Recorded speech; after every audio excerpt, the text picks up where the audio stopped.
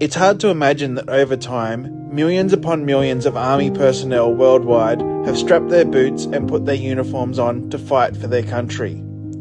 It's estimated that over 150 million Defence Force personnel lost their lives fighting for their country.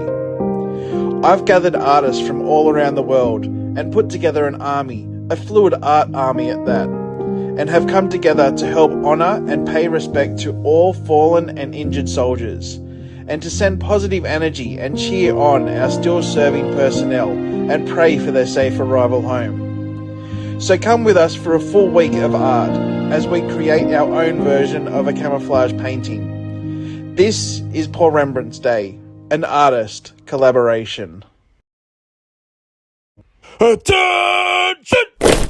Forward march! 2, 3, 4. 2, 3, 4. We're gonna pour some paint tonight! We're gonna pour some paint tonight! Pouring painters out of sight! Pouring painters out of sight! Some of us will use Floetrol! Some of us will use Floetrol! Others use Elmer's glue! Others use Elmer's glue! Sound off! 1, 2! I can hear you! 3, 4! Bring it on home now!